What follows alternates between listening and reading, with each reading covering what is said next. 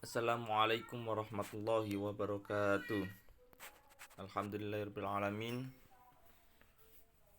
Segala puji bagi Allah subhanahu wa ta'ala yang telah melimpahkan kepada kita semua, yaitu dengan kenikmatan, kesehatan, sehingga kita bisa mengikuti daring di pagi hari ini dengan keadaan sehat walafiat. Anak-anakku SMP Anak Bangsa Cerdas yang saya cintai, kelas 9, kita berjumpa kembali di Mapel Pendidikan Agama Islam.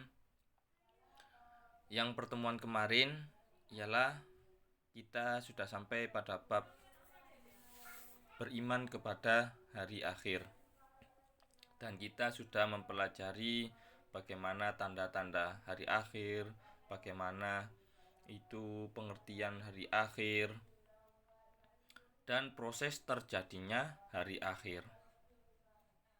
Sekarang kita di pertemuan kedua ialah sampai pada perjalanan hidup kita setelah kita meninggalkan dunia, atau setelah kita pulang ke rahmatullah, yaitu meninggalkan dunia yang fana ini.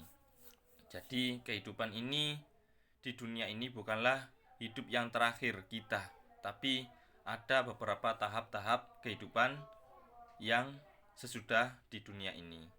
Dan ini wajib kita percayai karena kita sebagai umat Islam yang sudah diberitahukan di kitab suci kita. Jadi kita setelah meninggalkan dunia ialah melalui tahap-tahap proses kehidupan setelah di dunia ini. Contohnya salah satu itu yang pertama adalah alam barzah, yaitu alam penantian atau alam gerbang menuju akhirat.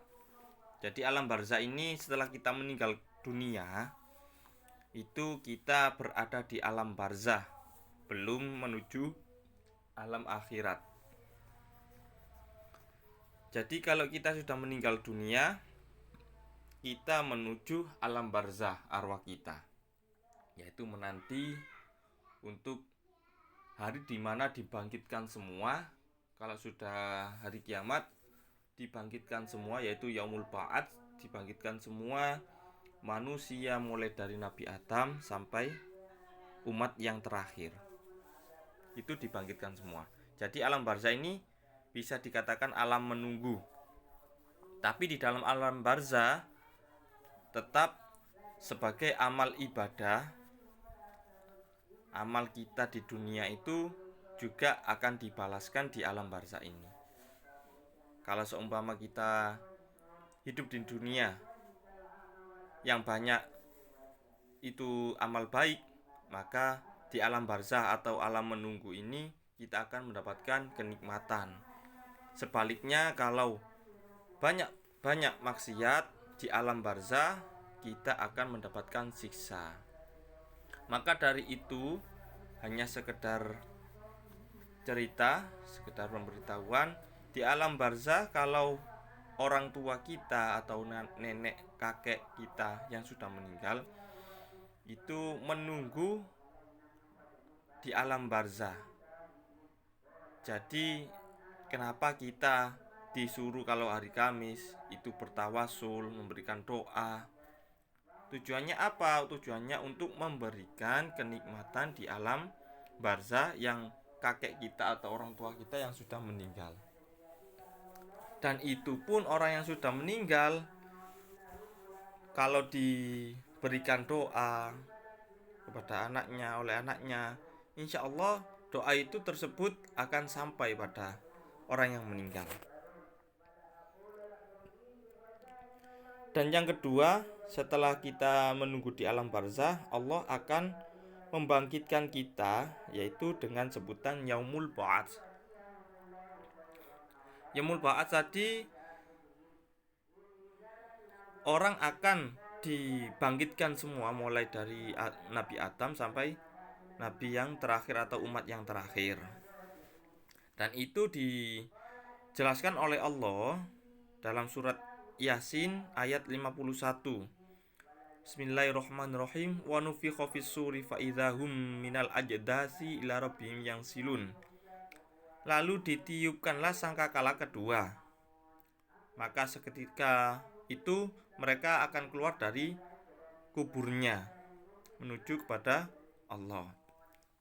Jadi sangkakala kedua itu yang dinamakan Yaumul Ba'ats, dibangkitkannya manusia dari alam kubur, mulai dari Nabi Adam sampai umat yang terakhir.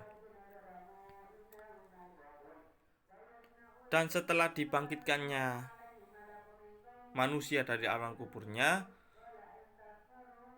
Allah akan menggiring kita kepada Yaumul Hasyr atau Yaumul Mahsyar, yaitu dikumpulkannya kita terhadap lapangan yang luas atau yang bisa disebut tadi dengan Yaumul Mahsyar atau padang mahsyar yang sangat luas. Jadi orang akan dikumpulkan semua, mulai Nabi Adam sampai umat yang terakhir seperti kita ini akan terkumpul semua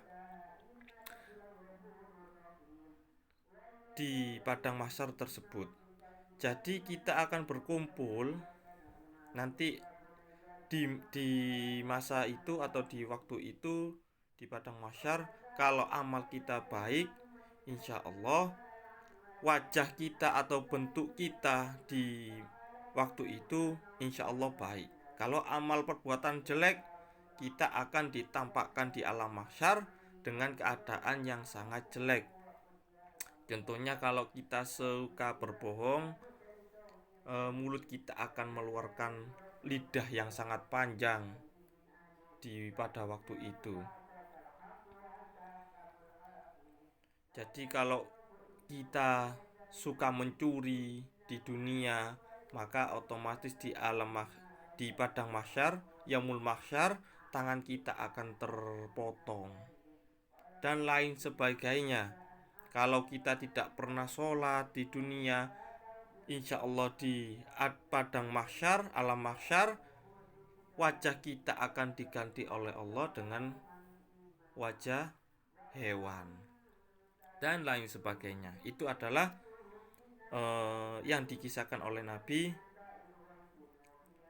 di padang mahsyar. Dan Allah ini berfirman tentang padang mahsyar atau Yaumul Mahsyar di surat Az-Zumar ayat 69. Wa asyraqatil ardu binuri rabbiha wa wudi'al kitabu wa ji'a bin nabiyyin wa syuhada wa qadiya bainahum bil haqqi wa hum la yudlamun. Dan bumi padang mahsyar menjadi terang benderang dengan cahaya, dan buku perhitungan pada manusia, nabi-nabi dan saksi pun dihadirkan, lalu diberikan keputusan di antara mereka secara seadil-adilnya. Jadi di padang mahsyar ini kita akan menerima catatan baik kita dan catatan buruk kita. Kalau kita hidup di dunia dengan melakukan amal ibadah yang jelek, otomatis kitab kita atau catatan buku kita akan diterima dengan tangan kiri. Kalau beribadah atau beramaliyah dengan jelek di bumi, di dunia, maka di padang mahsyar akan menerima kitab atau catatan hidup kita dengan tangan kiri. Dan sebaliknya, kalau berbuat baik di padang mahsyar ini kita akan menerima catatan amal baik kita di tangan kanan. Itu adalah gambaran dari padang mahsyar. Setelah kita melalui padang mahsyar, kita akan memasuki yaitu yang disebut hari pertimbangan, yaitu Yaumul Mizan, Yaumul Hisab.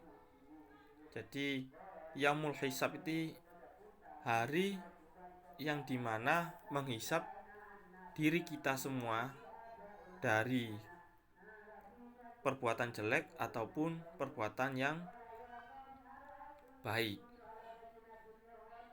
Dan di hari ini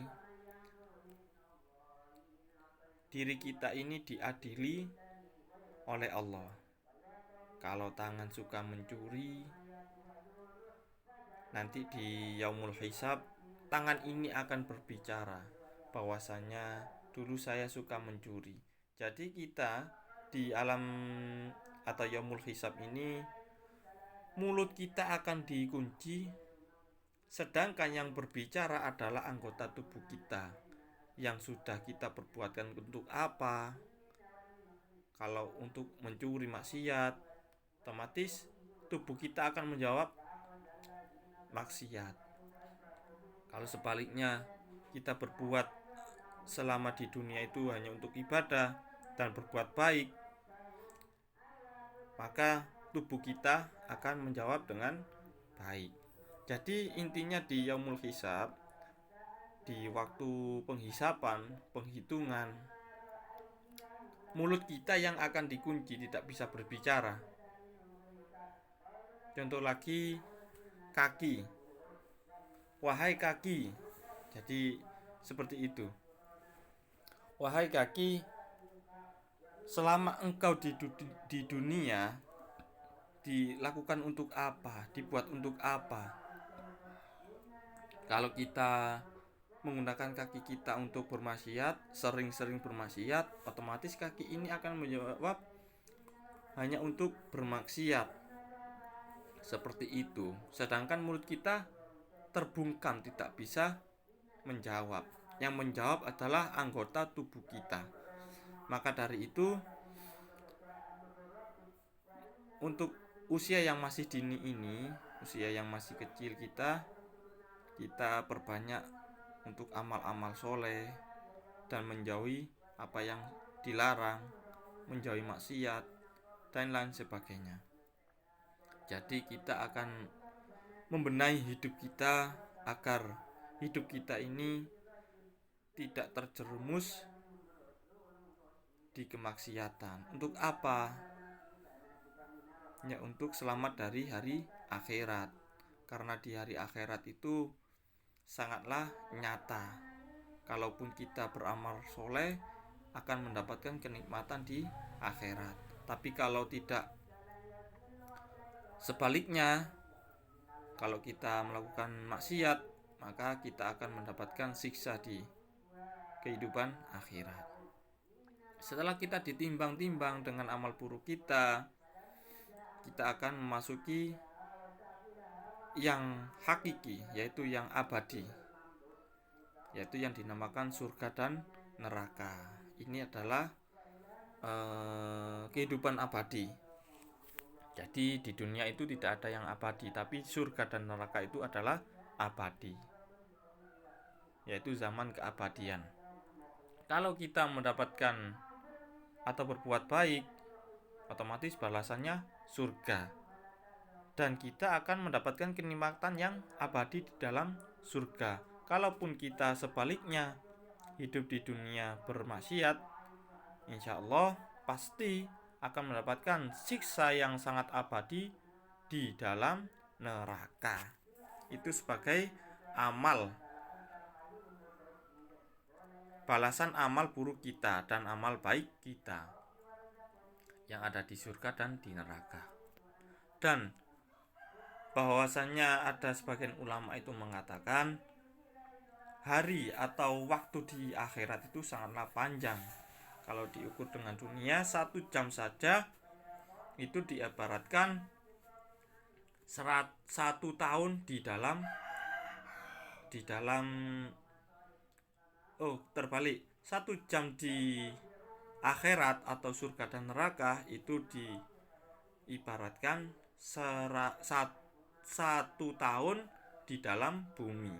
Jadi 1 jam di surga itu sama saja 1 tahun ataupun lebih di dalam bumi. Karena apa? Karena di dalam surga dan neraka ini sangatlah kalau kita berbuat baik akan mendapatkan sangat kenikmatan, dan berbuat jelek sangat buruk atau sangat menyedihkan. Bahkan di neraka itu, naudzubillah min dzalik ya, karena di neraka itu tempatnya orang-orang yang sangat menyesal. Bahkan banyak dari mereka ini yang meminta tolong untuk dihidupkan kembali di alam dunia untuk memperbaiki amal-amaliyahnya, untuk beramal soleh agar selamat dari siksa kubur. Itulah tadi sekilas perjalanan kehidupan kita setelah kita meninggal dunia di alam dunia ini. Kita akan melewati beberapa tahap-tahap untuk berjalan kepada kehidupan yang abadi, yaitu neraka dan surga. Jadi kita akan melalui beberapa tahap-tahap yang seperti tadi. Dari sini semoga bisa dipahami semua yang sudah kita pelajari tadi. Tugas kalian di rumah ialah membuatkan mind mapping atau peta konsep tentang perjalanan kehidupan kita setelah kita meninggal dunia, yang seperti tadi: yaumul barzah, yaumul ba'ats, yaumul mahsyar, yaumul mizan, dan yaumul surga, yaumul akhirat, yaitu surga dan neraka. Jadi kalian buat mind mapping itu, di dalamnya pengertian, terus hadisnya atau firman Allah, dalilnya, di dalamnya seperti itu. Deadline-nya nanti malam ya. Jadi kalian kerjakan sekarang, deadline-nya nanti malam dikumpulkan. Terakhir jam 8 malam. Walaupun belum saya buka, nanti kan ada riwayat waktu pengirimannya. Jadi itu yang saya nilai sebagai bentuk kedisiplinan kalian untuk mengumpulkan tugas kepada seorang guru. Jadi tidak apa-apa ya, walaupun belum saya balas, tapi dari riwayat pengiriman itu nanti bisa dilihat kamu ini termasuk orang yang disiplin apa tidak. Dari situ nanti saya ada penilaian karakter ya. Jadi jangan khawatir kalau belum dibuka sama teacher. Deadline-nya jam 8 malam. Dan membuat peta konsep yang berisinya pengertian dan dalilnya.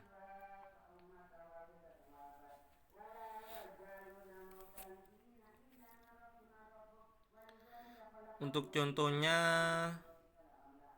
tidak ada ya, karena sudah saya hapus.